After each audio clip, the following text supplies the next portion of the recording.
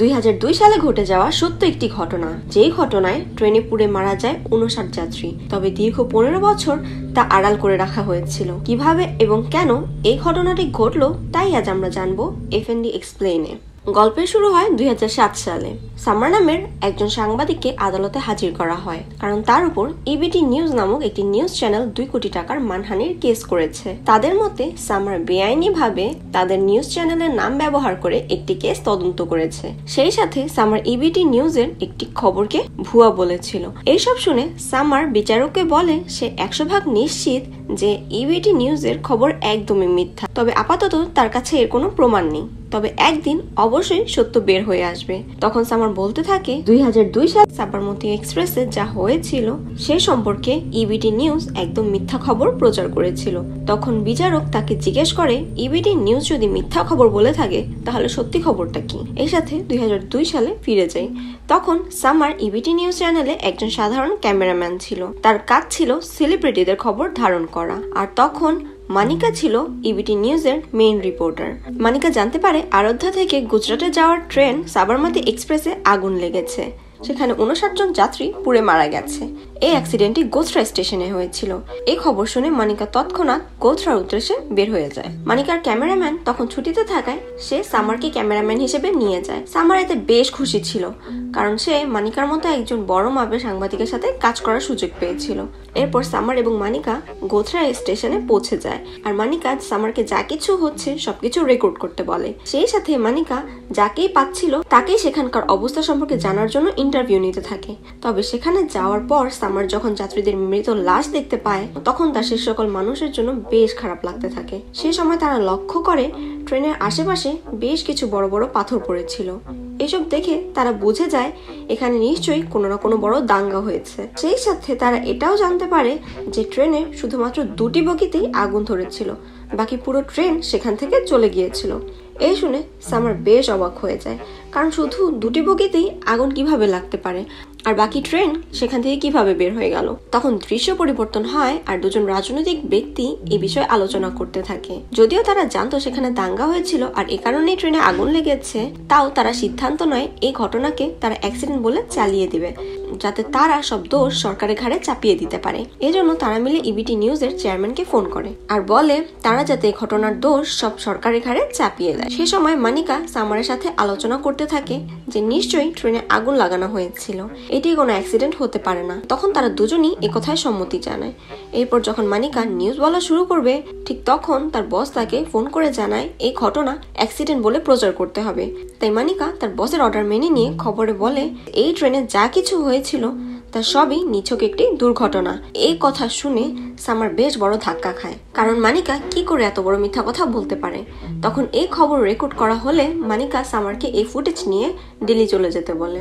কিন্তু সামার দিল্লি যাওয়ার আগে হাসপাতালে যায়, যেখানে ট্রেনে বেঁচে যাওয়া বাকি যাত্রীদের নিয়ে যাওয়া হয়েছিল। আর সেখানে সে তাদের সাথে কথা বলে, তাদের সব স্টেটমেন্ট রেকর্ড করে আর জানতে পারে যে ট্রেনে আসলে আগুন লাগানো হয়েছিল। এরপর সামার দিল্লিতে যেয়ে তার বসকে জানায় যে এই ট্রেনে আগুন দুর্ঘটনাবশত নয় বরং ইচ্ছা করে লাগানো হয়েছিল। এই কথা শুনে বস বলে যে সে বেশ ভালো কাজ করেছে আর তাই সে যেন এই খবরটি প্রচার করে আর সেই সাথে সেই সকল ফুটেজ মিশ্রাজিকে দিয়ে দেয়। এরপর সামার খুশি মনে বাড়ি চলে যায় আর তার গার্লফ্রেন্ডকে বলে আজ সত্য সবার সামনে চলে আসবে। তবে খবরের চ্যানেল অন করতেই সামার দেখতে পায় মানিকার রিপোর্টটি খবর প্রচার করা হচ্ছে, যেটাতে মানিকা বলেছিল ট্রেনে আগুন লাগানোটা একদমই দুর্ঘটনা। এ দেখে তখন সামার তার অফিসে চলে যায় আর দেখে সেখানে পার্টি চলছিল, কারণ মানিকার সেই নিউজ বেশ ভালো টিআরপি এনে দিয়েছিল। এসব দেখে সামার ক্ষেপে যে মানিকা এবং তার বসকে বলে দেশের মানুষ তাদের উপর বিশ্বাস করে আর তারা মিথ্যা খবর প্রচার করছে।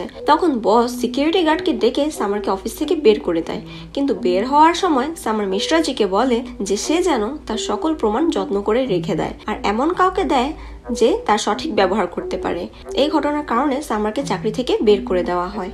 এরপর একদিন সামার চায়ের দোকানে বসে চা খাচ্ছিল, ঠিক তখন পুলিশ এসে তাকে ধরে নিয়ে যায়, কারণ ইবিটি নিউজ চ্যানেল তার উপর চুরির মিথ্যা মামলা করেছিল। তখন সামার গার্লফ্রেন্ড এসে তাকে জেল থেকে রিলিজ করায় ঠিকই, তবে তার সাথে ব্রেকআপও করে ফেলে, কারণ তার বাবা এবং তার পরিবার সামারকে মেনে নিবে না।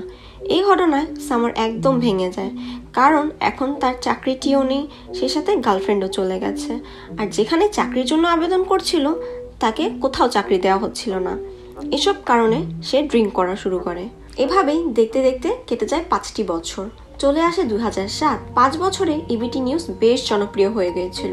এই সময় অমৃতা নামে একটি মেয়ে ইবিটি নিউজ জয়েন করে। আর অমৃতা মানিকার মতো একজন বড় মাপের সাংবাদিক হওয়ার স্বপ্ন দেখতো, তাই অমৃতা মানিকার সাথেই কাজ করা শুরু করে। এরই সাথে 5 বছর পর গুজরাটের সরকারও পরিবর্তন হয়ে যায়, তাই ইবিটি নিউজ চাচ্ছিল যে তারা যেন এই নতুন সরকারের সাথেও ভালো সম্পর্ক বজায় রাখে। তাই তারা নতুন সরকারের সাথে দেখা করতে গুজরাটে যায়, কিন্তু নতুন সরকার তাদের সাথে সমঝোতা করে না এবং কোনো ধরনের বন্ধুত্বপূর্ণ সম্পর্ক বজায় রাখে না। আর সেই সাথে নতুন সিএম বলে সাবরমতী এক্সপ্রেসের সাথে যা ঘটেছিল তা তারা আবার নতুন করে তদন্ত করে বের করবে। এসব শুনে মানিকা আর তার বস অনেক টেনশনে পড়ে যায়, কারণ সাবরমতীর সত্য যদি সবাই জানতে পারে তাহলে তাদের বেশ বদনাম হবে, কারণ সে সময় তারা মিথ্যা খবর প্রচার করেছিল। তাই সে সময় মানিকা প্ল্যান করে সাবরমতী সম্পর্কে তারা আবার নতুন করে একটি নিউজ করবে আর সবাইকে দেখাবে কিভাবে সে সময় এই দুর্ঘটনাটি ঘটেছিল। তবে এই নিউজটি মানিকা করবে না, বরং অন্য কাউকে দিয়ে করাবে, কারণ এর ফলে যদি 19-20 কিছু হয় তাতে যেন মনিকা না ফেসে যায়। এই জন্য তখন মনিকা এই দায়িত্ব অমৃতাকে দেয় আর বলে 1 সপ্তাহ পর তাকে যেন এই রিপোর্ট তৈরি করে দেয়। এই কাজ পেয়ে অমৃতা বেশ খুশি হয়ে যায়, কারণ সে এতদিনে বেশ গুরুত্বপূর্ণ একটি কাজ পেয়েছিল। তখন অমৃতা এই কাজে লেগে পড়ে, কিন্তু সে বিস্তারিত ঘটনা জানার জন্য যাদের সাথে যোগাযোগ করতো না কেন কেউ এই বিষয়ে কিছু বলতে পারতো না।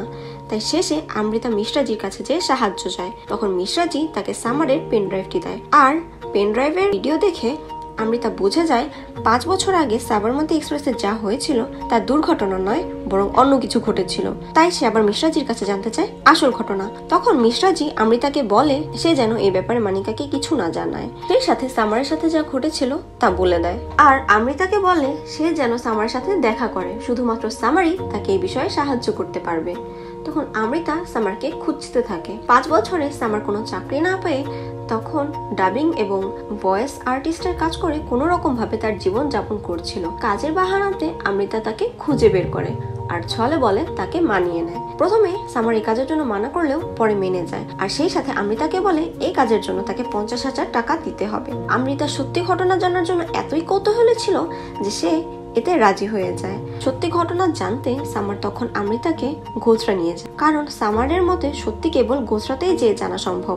এজন্য তারা গোছরা যেয়ে পুলিশকে ঘুষ দিয়ে সে পুরনো ট্রেনের আগুনে পোড়া বগিগুলো দেখতে থাকে। এই সময় অমৃতা সামারকে বলে তার মনে হচ্ছে এটি কোনো অ্যাক্সিডেন্টই ছিল। এই কথা শুনে সামার হাসতে হাসতে জিজ্ঞেস করে তার মতে ট্রেনে আগুন কিভাবে লাগতে পারে। এর উত্তর অমৃতা বলে রিপোর্টে বলা হয়েছে ট্রেনে একটি পরিবার খাবার রান্না করছিল, তাই এ কারণে তখন ট্রেনে আগুন লেগেছিল। আর আরেকটি রিপোর্টে বলা হয়েছে ট্রেনে কেউ একজন সিগারেট খাচ্ছিল, এজন্য ট্রেনে আগুন লাগতে পারে। তখন সামার বলে কেউ যদি খাবার রান্নাও করে থাকে তাহলে তার কাছে কতখানি তেল থাকতে পারে, কারণ যে কোনো কেরোসিনের চুলা বেশি হলে 1 লিটার কেরোসিন ঢালা সম্ভব। যেভাবে ট্রেন পুড়েছিল এতে মনে হচ্ছে এই ট্রেনে 110 লিটার কেরোসিন অথবা পেট্রোল ঢালা হয়েছে। আর সিগারেট থেকেও এত বড় আগুন লাগা সম্ভব না, যদি লাগতো তাহলে যাত্রীরা তৎক্ষণাৎ ট্রেন থেকে বের হতে পারতো। এই কারণে অমৃতা ভাবতে থাকে ট্রেনে আগুন যেভাবেই লাগুক না কেন যাত্রীরা তখন বের হয়নি কেন। সেই সময় তারা লক্ষ্য করে ট্রেনের জানালার যে গ্রিল ছিল তা ভেতর থেকে টানার চেষ্টা করা হয়েছিল, অর্থাৎ যাত্রীরা জানালা ভেঙেও বের হওয়ার চেষ্টা করেছিল। আর দরজাগুলো বাইরে থেকে তালা দেওয়া ছিল যাতে যাত্রীরা বের না হতে পারে। এইসব কিছু দেখে তারা ভীষণ অবাক হয় যে এমন কাজ কে করতে পারে যে এতগুলো মানুষকে জীবিত মারার চেষ্টা করেছিল। এই জন্য তারা আশেপাশের লোকদেরকে জিজ্ঞেস করে 2টি ঘটনা জানতে পারে। একটি হলো সাদিয়া বানু নামে একটি মেয়েকে অপহরণ করে ট্রেনে তুলে নিয়ে যাওয়ার চেষ্টা করা হয়, তাই মানুষ ক্ষেপে দাঙ্গা শুরু করে আর এর ফলে ট্রেনে আগুন লেগে যায়। অন্যটিতে স্টেশনে একটি চাওয়ালার সাথে তার কাস্টমারের গন্ডগোল বাজে, এতে লোক জড়ো হয় আর এর ফলেই আগুন লেগে যায়।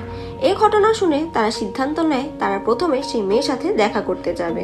তারা ঠিকানা খুঁজে সাদিয়ার বাড়ি যায় আর বলে তারা একটি এনজিও থেকে এসেছে, আর সেদিনের ঘটনা বললে তার বিনিময়ে তারা তাকে টাকা দিবে। এই জন্য সাদিয়া সেদিনের ঘটনা বলতে শুরু করে কিভাবে ট্রেনে একটি যাত্রী তাকে কিডন্যাপ করার চেষ্টা করেছিল।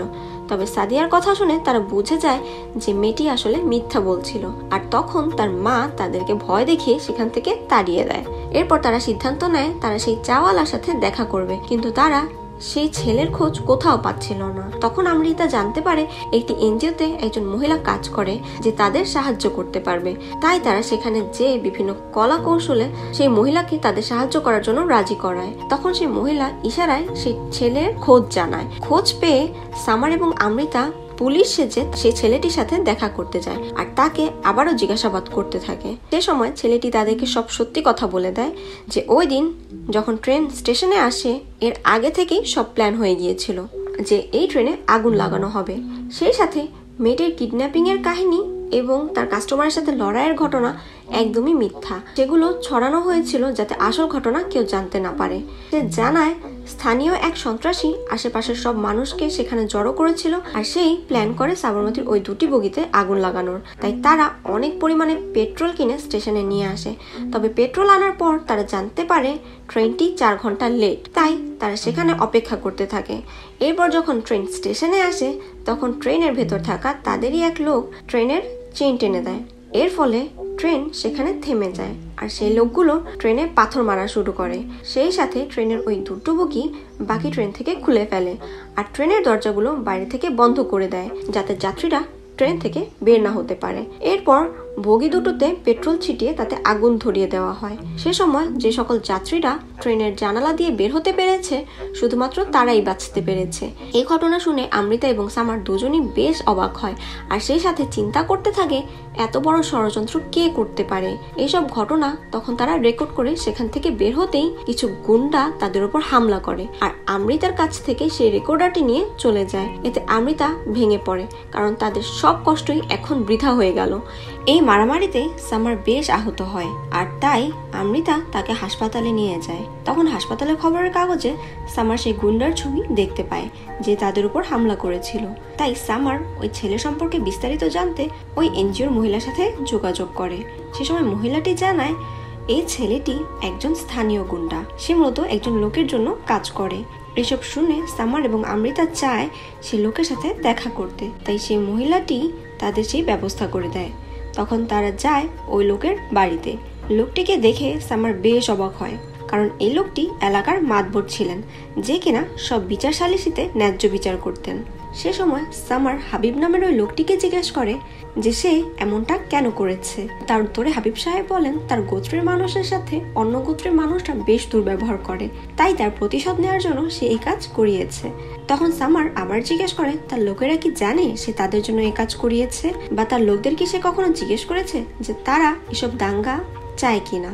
এর সাথে এও বলে যে তার লোকেরা যদি জানতে পারে যে এতগুলো নির্দোষ মানুষের খুন করা হয়েছে তাহলে তারা তাকে ঘৃণা করা শুরু করবে। তাই সামার তার সত্যিটা সবার সামনে নিয়ে আসবে। সে সাথে বলে তার কাছে এখনো সময় আছে, সে এখান থেকে লুকিয়ে অন্য কোথাও চলে যেতে পারে কারণ সবাই একবার যদি তার সত্য জেনে যায় তাহলে তারাই তাকে মেরে ফেলবে। সেই সাথে সামার এও বুঝতে পারে এই লড়াই আসলে কোনো জাতি বা গোষ্ঠীর জন্য নয়, বরং ধর্মীয় গোড়ার চিন্তাধারার, যারা ধর্মের কারণে অন্ধ।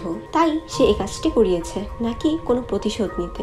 এরপর ঘটনা বর্তমানে চলে আসে। সামার কোর্টে জাজকে এসব ঘটনা বলছিল।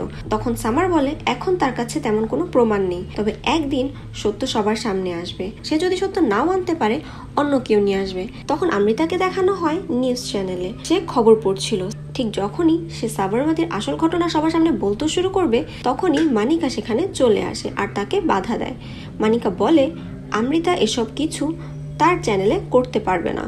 তখন অমৃতার সাথে সাথে তার চাকরিটি ছেড়ে দেয়। এভাবে বেশ কিছু বছর কেটে যায় আর এর সাথে 2017 আসে। 2017তে সামারকে দেখানো হয় সে নতুন একটি নিউজ চ্যানেল ভারত নিউজে খবর পড়ছিল। 2002 সালে আসলে গুজরাটে কি হয়েছিল তা বলতে থাকে।